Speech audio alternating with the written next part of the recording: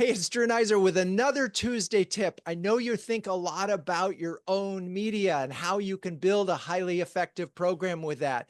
So first up, we've got a lot of tips from CMOs. We've been talking about it. We could have gone for 2 hours today. Amy Messano from Altair. Amy, what is your tip for creating more effective owned media?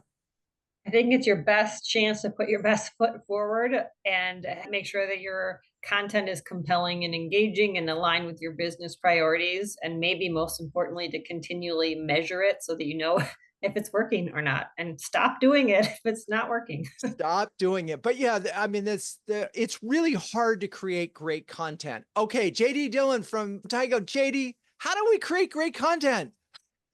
Coin a term of art, make it industry wide, don't trademark it, and specifically work on a term that the entire industry can use, and then you can be a thought leader as a result. I love it. Well, it worked for IBM. They coined e-business and that became a thing. All right. Allie McCarthy. Allie, what's your tip?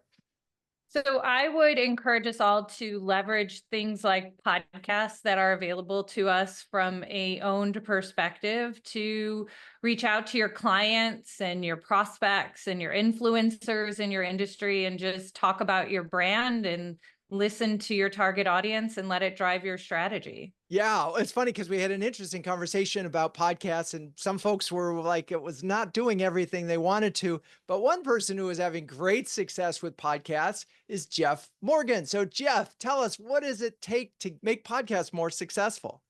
Well, I've created a framework to help remind our team what helps you build a really strong owned audience. And I call it the FIRE framework. So you need frequent content. It needs to be insightful. It needs to be relevant, and it needs to be entertaining. And if you do those 4 things, then your podcast audience will grow, and it will be with the right target audience. That's probably my tip, is that the more narrow you are, the more likely you are to grow the right audience that will actually convert and into sales. Yeah. Eventually. And that's what really struck me about what you were sharing is it was about narrow casting, not broadcasting. You've got a specific target audience and you're going right in there. Okay, Laura Beaulieu. Laura, what's your tip? Hey, Drew. So my tip is I love doing types of media that create a two-way conversation with your clients and your prospects. One of the ones that we love to do is webinars, and we set those expectations up front. Hey, we love your comments. Send us your hardest questions in the chat and we'll get back to you. If we don't address it in the webinar, we'll send a follow-up email with the answer. So people know to engage, they'll get their questions answered, and then they can use that as a resource going forward. And do they actually ask questions? Oh, yeah.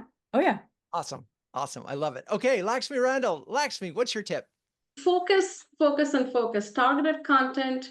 And then I will always also say promotion, promotion, promotion.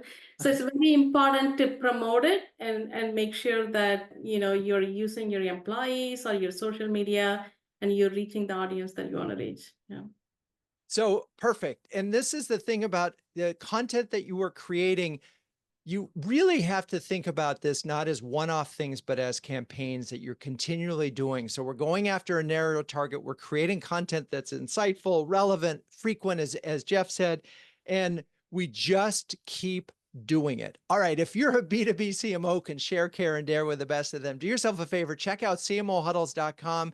We also have a super huddle coming up on November 8th in Palo Alto. It's going to be flocking awesome. I'm Drew Neiser. That's your Tuesday tip. Peace out.